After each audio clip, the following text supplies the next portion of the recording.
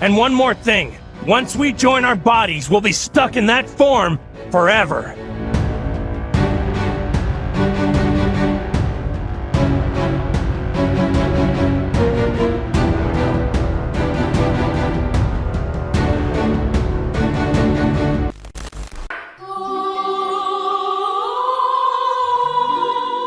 Universe 8.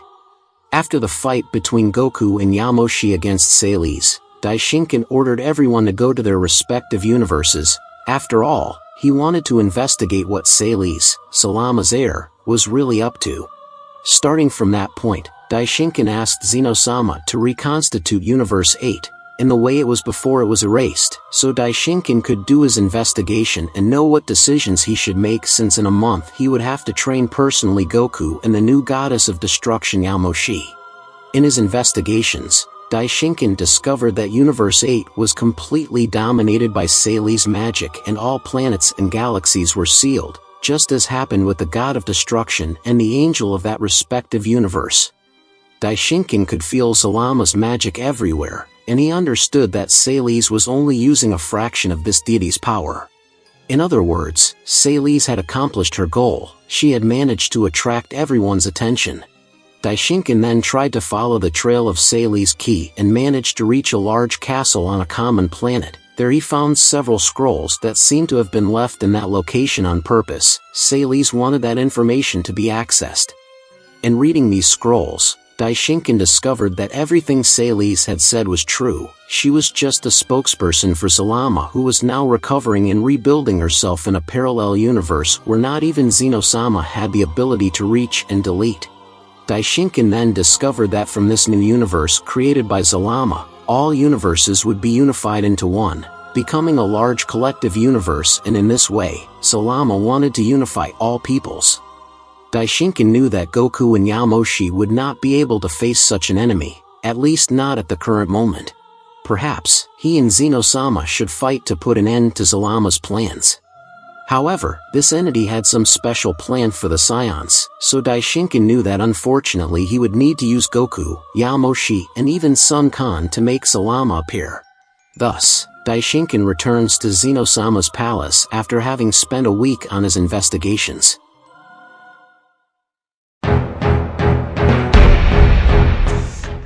Palace of Zeno-sama. Already at Zeno-sama's palace, Daishinkan summoned all his children and informed all the angels, and Zeno-sama, everything he had discovered on his journey through Universe 8. He then asked Vados to hide Sun Quan in his staff's dimension, that way Salama couldn't find him. Sun Quan was still very young, and according to Daishinkan's words, they would need someone more mature and more powerful to combine the powers of Ultra Instinct with the power of the legendary Scion. Whis understands what his father means with these words and leaves immediately for Universe 7. It was time to find the legendary Scion and bring him to help with this task. While Whis leaves for Universe 7, Daishinkan summons Yamoshi and says that she should also go to Universe 7. After all, she was the person who practically founded the race as it later became known, so she should prepare alongside of Goku and the other Scion that Whis went to get during the time that remained until a month was completed. And so it was done.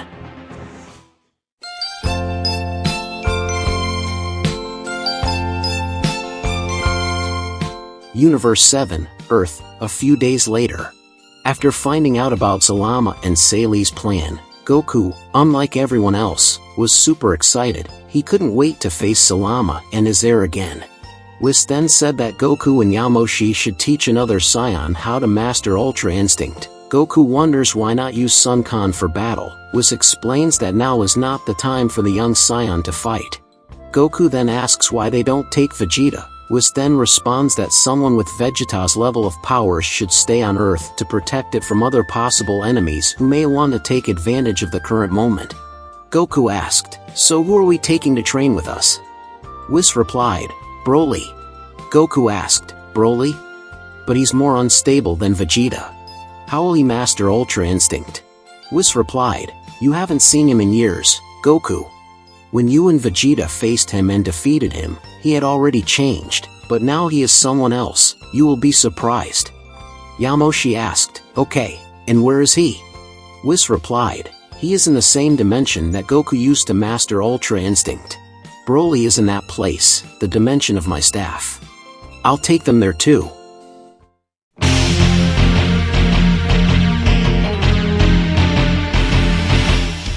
That place was Special Dimension.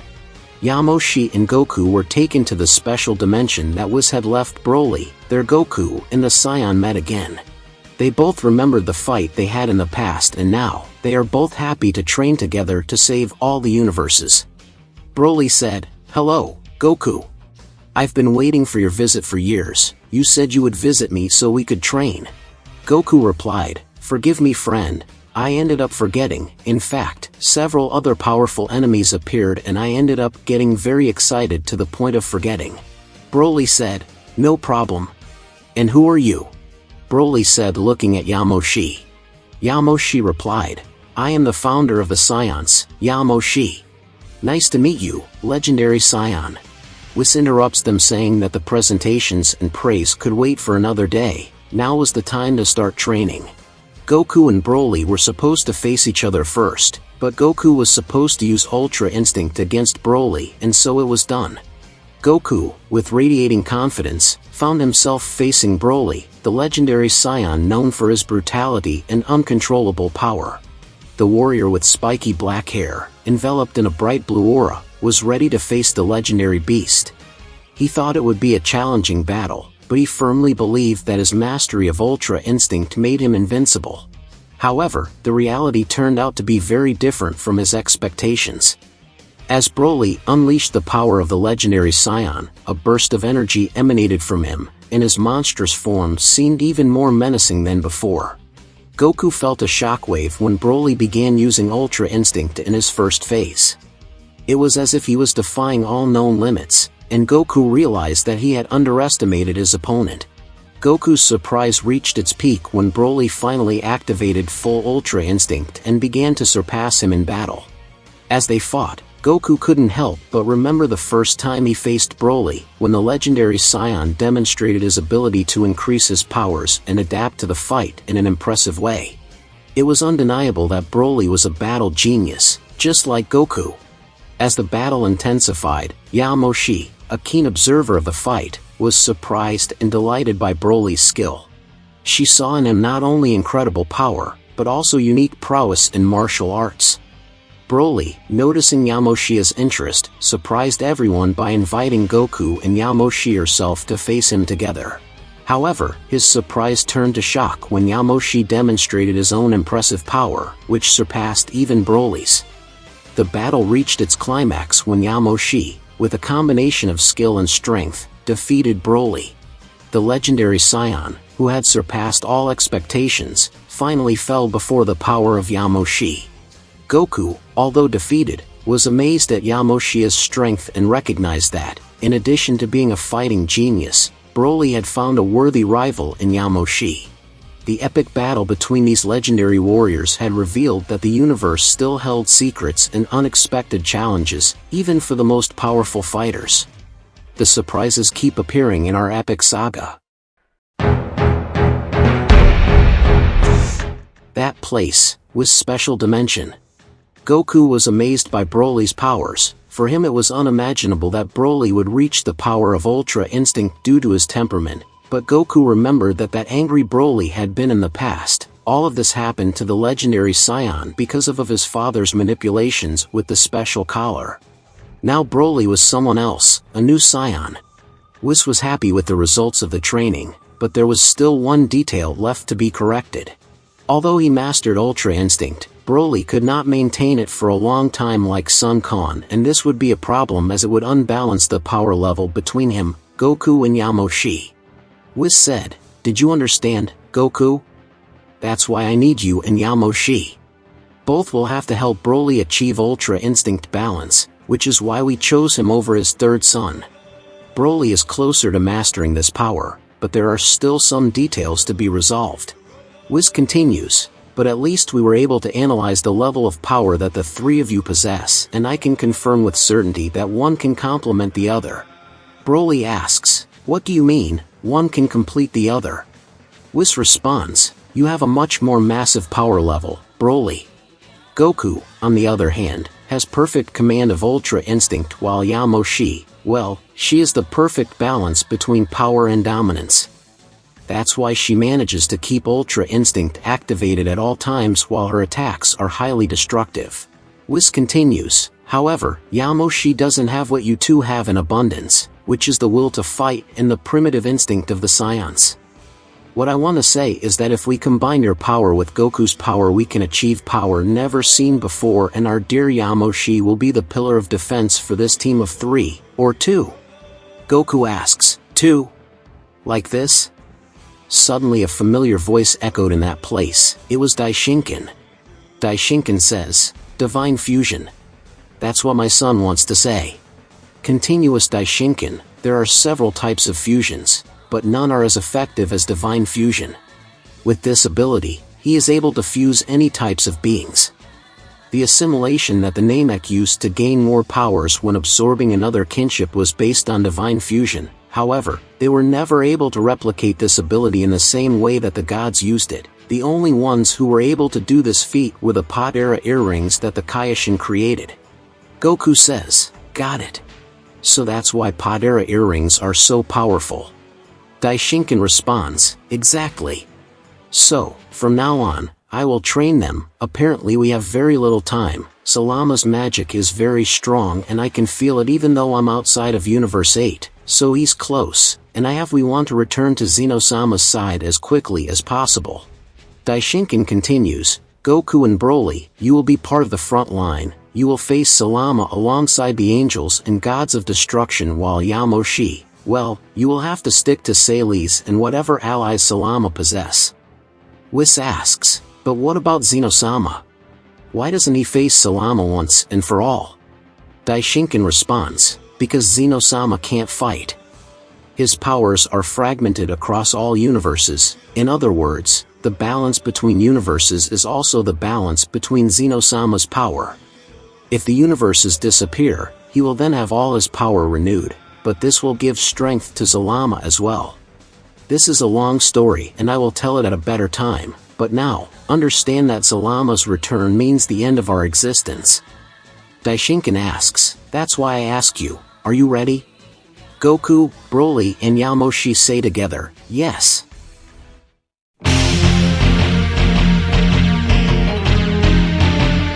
The final training begins. The divine training taught by Daishinkin is an intense and challenging journey that aims to improve Broly, Goku, Yamoshi and prepare them to face Salama and his threats. Phase 1, Perfect Mastery of Ultra Instinct. At this stage, Daishinkin focuses on teaching Broly how to master Ultra Instinct perfectly, a technique that few have managed to master. Training is conducted in a special location within the dimension created by Whis staff, where the flow of time is different and allows for intense concentration. Broly starts with meditation and concentration training to tune into his mind and body. Broly undergoes intense physical training sessions to increase his stamina and ability to withstand the stress of battle. Daishinkin performs specific exercises to improve Broly's reflexes, allowing him to react instantly to attacks. Broly faces countless opponents simulated by Daishinkin, each one more powerful than the last, so that he can improve his combat skills. Daishinkin teaches Broly how to control and channel his ki more effectively, essential for activating Ultra Instinct. Broly learns to connect his mind and body in perfect harmony, allowing him to access Ultra Instinct with ease. Throughout this intensive phase, Broly gradually perfects his ability to activate and control Ultra Instinct perfectly. Phase 2, Divine Fusion of two Masters of Ultra Instinct. At this stage, Daishinkin introduces Divine Fusion, a concept that involves the fusion of two warriors who master Ultra Instinct. This is a unique feat that no god of destruction has managed to accomplish. Goku and Broly undergo synchronization training, where they learn to align perfectly in terms of energy, thoughts and movements. After weeks of intensive practice, Goku and Broly manage to perform Divine Fusion. They merge into a single being of unimaginable power, combining their strength, skills and knowledge. The resulting fusion possesses a level of power that far surpasses what either of them could achieve individually.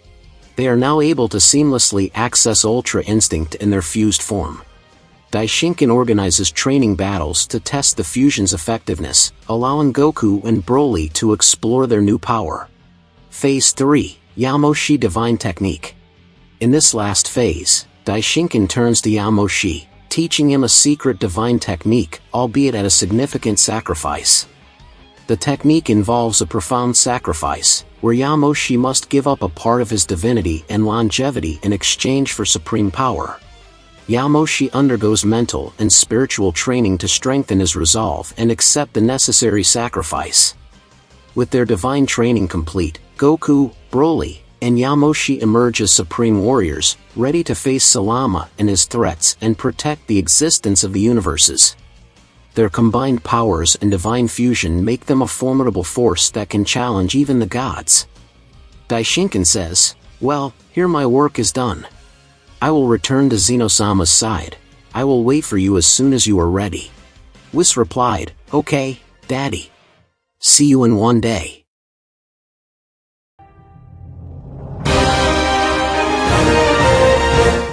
Daishinkan then leaves for Xenosama's palace. However, as soon as he left the dimension of Whis' staff, he was already feeling that something was not right. Salama's magic was much stronger than it should be, and the strong point of this magic came directly from Xenosama's palace. When Daishinkan finally arrived at Xenosama's palace, he could see a gigantic and frightening figure that emanated a divine ki and at the same time magical. It was Salama in all her splendor. Xenosama had disappeared. Daishinkan could feel neither the presence nor the divine ki of his master. Would this be the end of Xenosama? These and other questions echoed in Daishinkan's mind as he stared at that divine being who was looking down on him with a tormenting gaze. Daishinkan then sent a telepathic message to all the angels and gods of destruction in all universes so that they could help him, especially Whis, who was with the Scions. That place, Whis' special dimension. Daishinkan's message to Whis should arrive in just a few moments. However, as Whis was inside that dimension where time passes in a completely different way than the time that exists on Earth and in Xenosama's palace, the telepathic message ended up delaying even longer. Almost an entire day was needed for this message to reach the angel. Whis, who had told his father that one day they would meet again, well, it seems that everything had been planned by Salama. After all, he arrived and attacked Xenosama's palace at the perfect time. This was the theory that Whis had created after his father's message arrived in his mind, but the message had more information. Daishinkan revealed that Xenosama fought against Salama in the past. Both had different thoughts. Salama understood that only a single universe was necessary, so maintaining order would be easier, but, on the other hand, Xenosama believed that there should be more universes, with several different forms of life and species, so all people could live and develop, helping each other even if there was conflict. The fight was of catastrophic magnitudes, but Xenosama managed to win. But in proof of loyalty and friendship to his former friend, he decided to use part of Salama's powers that he removed after his sealing to create the Namek, and thus this people was born. With magical abilities and an absurdly large knowledge. This knowledge was so high that the Namek began to create their own beliefs. They also began to doubt the deities, and because of this the Namek sought answers from the universe. So, to get closer to God, the Namek created the Dragon Ball. They also developed the ability to assimilate and procreate without the need for two different gender types within their race. Without realizing it, the Namek of all universes were returning to their natural state, which is the unique being from which the magic and wisdom of those people came. That's right, they were arriving at the answer, in fact, Salama. That's why the Namek are such a united people, that's why they are so wise, that's why they are skilled with magic and creating incredible artifacts. They are part of that being that lived many ages ago.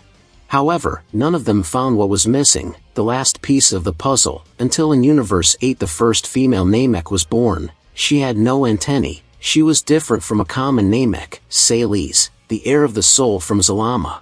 Somehow, this Namek woman inherited Zalama's desires and soul, and all her life she searched for the perfect way to bring Zalama back to life. Years of study led her to the answer. Xenosama had to be sealed, but there was one race that was interesting in Salis' eyes. The Scions. Scions had the ability to evolve infinitely. So, when Zalama returned to life, he should absorb all this power that belonged to Xeno-sama, but it was fragmented. In other words, Xeno-sama would no longer have all the power he had in the past, and thus Zalama would never be defeated again, which is why Xeno-sama should not die before Zalama absorbed the power of the Scions. Uniting the evolutionary ability of the Scions and the Namex was the perfect plan for Zalama to live forever. Whis revealed all this information to Goku, Broly, and Yamoshi. Now the only thing they could do was beat Zalama once and for all. However, while Whis was transporting them to Xeno-sama's palace, Goku asked him a very intriguing question. Goku asked, "But, Whis, if Celes possesses Zalama's soul, how are we going to kill him? He can always come back to life, since Celes can't die either. How will we do that?" Whis replied, "It's amazing how you surprise me, Goku. Sometimes you're a wise person, really intelligent. However, you should already know the answer. In fact, the answer to the goddess of destruction Yamoshi knows what to do." Yamoshi nodded his head as a way of saying that he truly knew how to defeat Zalama once and for all. Finally, it was time for the final battle.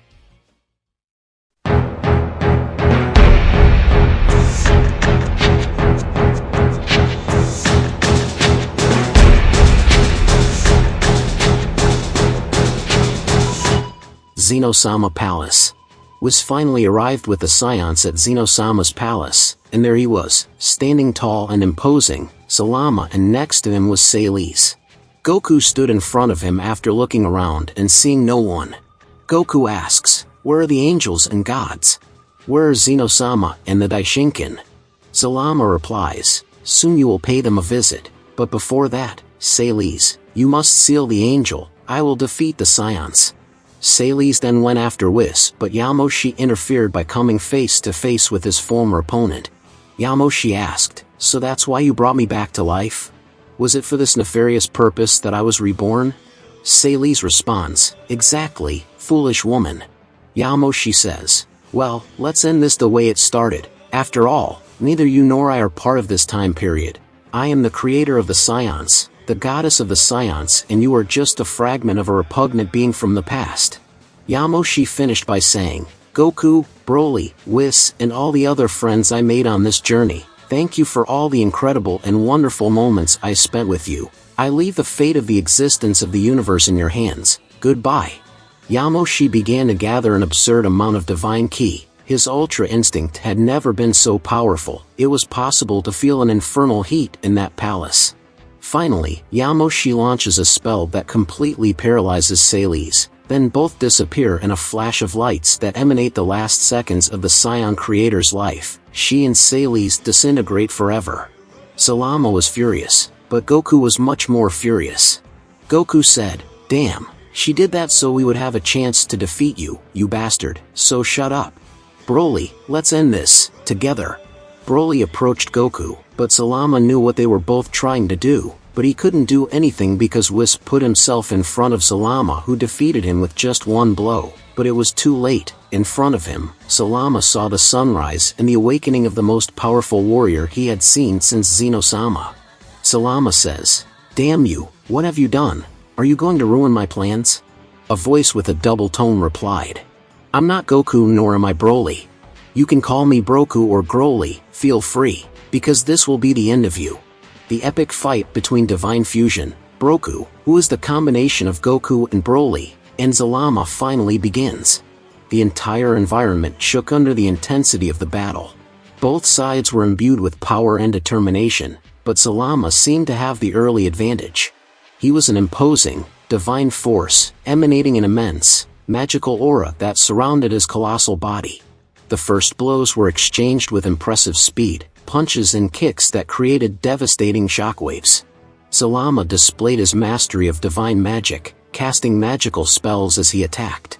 His attacks were precise and destructive, challenging Broku to stand his ground. Broku, in turn, showed indomitable determination and incredible perfection of his skills. His divine fusion allowed him to access Ultra Instinct perfectly, and he defended Zalama's attacks with unparalleled agility. However, Zalama continued to dominate the fight with his divine magic and massive power. The battle dragged on, with both sides demonstrating unwavering resistance. Broku felt despair approaching, while Zalama seemed indestructible. But at the crucial moment, Broku accessed a unique form of power, a blend of Ultra Instinct in its ultimate form, called Legendary Divine Ultra Instinct. In this state, he became a force of nature, with power that surpassed even Zalama's. Broku charged forward with an overwhelming attack. His punches and kicks were lightning fast, and he released waves of explosive energy with each strike. Zalama tried to resist, but his divine aura was weakening under the fury of the legendary Ultra Divine Instinct. The fight culminated in a final confrontation. Broku delivered a powerful blow that hit Zalama squarely, unleashing an explosion of energy that consumed the divine being. Zalama screamed in agony, unable to contain Broku's power. Finally, Zalama was defeated, his cold and lifeless body finally touched the ground. Broku fell exhausted, breathing labored but triumphant. Zalama's threat had been eliminated, thanks to his determination, training, and the power of the legendary divine Ultra Instinct. But mainly, thanks to the sacrifice of the goddess Yamoshi.